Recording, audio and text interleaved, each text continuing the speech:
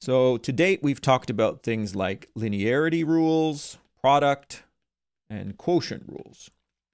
And using these, we can get a lot of headway in terms of making progress for finding these shortcut formulas. So for instance, a function like this could be interpreted as a product. You could think of this as e to the x plus x, which in turn would then be e to the x times itself. And then the product rule could come in. So the derivative of the first times the second plus the first times the derivative of the second. And at the end of the day, we would get e to the x times itself, e to the x times itself. So we would end up getting two bunches of e to the 2x. Now, the product rule is great when we can use it, but unfortunately, we can't use it in all situations. So for instance, in an example like this, we are out of luck when it comes to the product rule. And the reason that we are out of luck is that this function is not a product. That notation there does not represent sine multiplied with x squared. It is actually what's called a composite function. And a composite function is this idea where one function, an inner, is placed inside of another, so or an outer function. Now, other notations that you may have seen for this, f with a circle g of x means composite, and it means this. And in terms of little diagrams, it's kind of like saying, I'm going to take a value of x, I'm going to put it into this machine g, and I will get g of x, and that lives in some space. And then I will put it into a different machine, f, and I will end up getting f of g of x.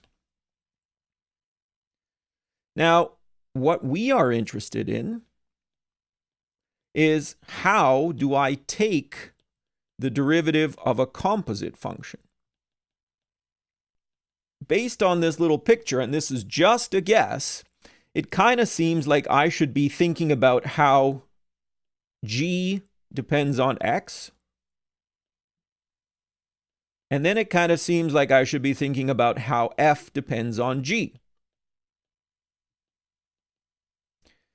And so it isn't really much of a stretch to come up with this guess that I think it's going to be equal to the derivative of f with respect to g multiplied with the derivative of g with respect to f.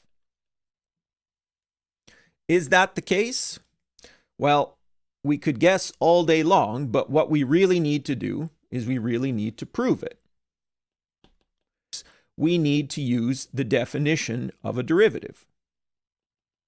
And that's a theme that I'm hoping you've noticed so far, right? When we are unsure of how to proceed, we have to use the definition of a derivative. Now, as always, the definition of a derivative has a limit, and it says take the function in this green box and evaluate it at x plus h. So in this case, it would be f of g of x plus h minus that function evaluated at x all over h. Now, as always, when we're faced with the weird limit, we sneak a peek. As always, when it's a derivative, we will not be able to use the limit laws. And so our strategy has been to do some sort of algebra. So earlier, I drew this picture where I said it's probably reasonable that f should depend on g and g should depend on x. So I'm going to try to see if I can manipulate the details of this expression to have that pop out of the wash. And what I mean by that is I'm going to take this expression, and because it's a fraction here, I could effectively have ones top and bottom. Okay. Now, I have to make an assumption as always. I have to assume that the functions f and g are differentiable. Because if they aren't differentiable, it doesn't make sense for me to start looking for a derivative rule. So I have to assume they're differentiable. Now, when functions are differentiable, that means they are continuous as well. As always, I'm going to multiply by 1, but I'm going to put this special form of 1. G of x plus h minus g of x. So g of x plus h minus g of x. And I have to make another little assumption that's reasonable here. I have to assume that g of x plus h minus g of x doesn't equal 0. Now, getting into technical things down the road, there are some issues with that assumption, but for our purposes, it will serve just fine. We will just rename this. We'll let u equal to g of x plus h minus g of x, and we'll make a little note that because we assumed g was differentiable, that means g is continuous. And that means that g of x plus h is going to get closer to g of x as h gets closer to 0. So that means we can think of it as u going to 0. This thing in the purple box is also going to approach 0 as h gets closer to 0. Now, the one last thing that I'm going to do with this is that wherever I see a g of x plus h, I can rewrite it as u plus g of x. Because now the point is, I'm going to do a little bit of algebra gymnastics here. And I'm going to write this first term using the u. So I'm going to replace a g of x plus h with that, minus f of g of x. And I'm going to divide this by u, just using the renaming convention that I've introduced. And then g of x plus h over minus g of x over h. Now, I am happy with this. Because when I look at this and I ask, can I use the limit laws? I need to know if these limits exist. Well, we assume that g is differentiable. So this second expression really just represents g prime of x. And I know that that's going to exist here. This one, if I just kind of mentally think of this as a new letter, as h goes to 0, I know that u goes to 0. And because f is differentiable, I could think of this as the limit of some stuff plus u minus some stuff u. And this thing would all go to f prime of g of x. So that thing right there does in fact look like the derivative of f, but it's evaluated at a strange location g. And so the idea here is that yes, the limit laws do apply. And so I would go ahead and I would apply them. So I would have the limit of this first expression. And then I would multiply that with the limit of this second expression. And as I just mentioned above in red, I know that this is going to end up giving me f prime evaluated at g of x multiplied with g prime of x. So at the end of the day, I have come up with my differentiation rule for composite functions. If I want to take the derivative of a composite function, it's the derivative of the outside layer evaluated at the inside multiplied with the derivative of the inside layer. This thing is called the chain rule, and it is a differentiation rule for composites. It tells you how to differentiate a composite function. You treat it like an onion, which sounds silly. There's an inner layer and there's an outer layer. And when you peel an onion, you have to peel it from the outside in. So you have to differentiate the outside layer first and then work your way to the derivative of the inside layer.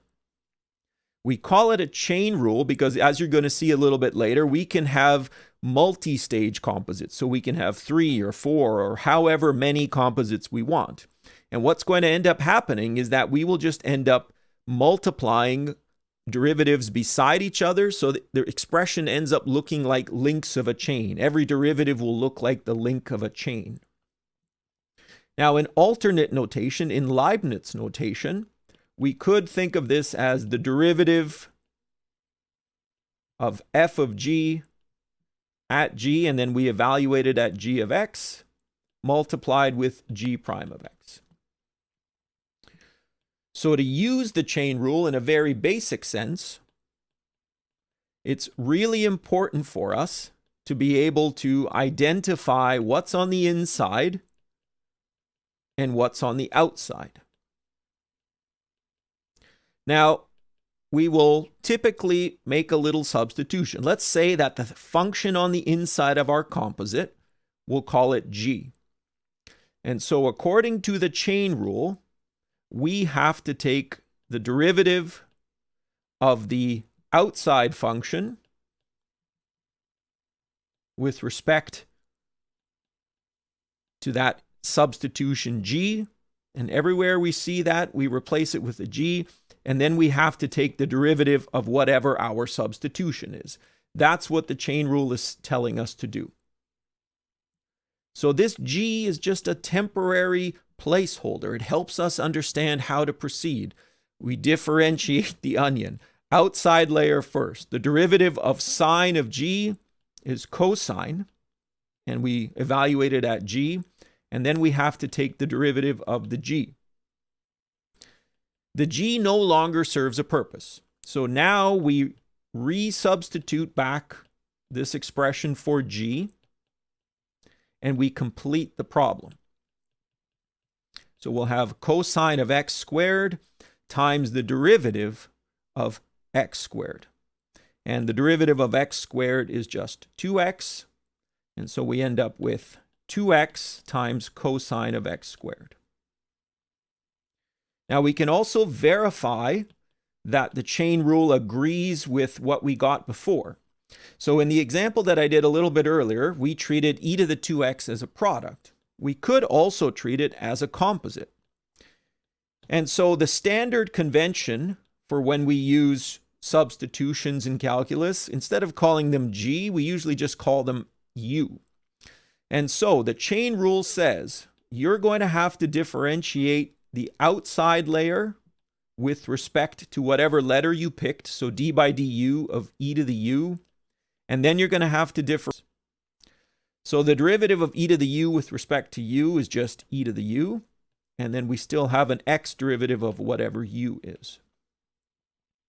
Now, we resubstitute, and what we are doing is just whittling down this expression. I know that the derivative of 2x is 2, so at the end of the day, I end up getting 2 times e to the 2x, which is exactly like what we got before with the product rule.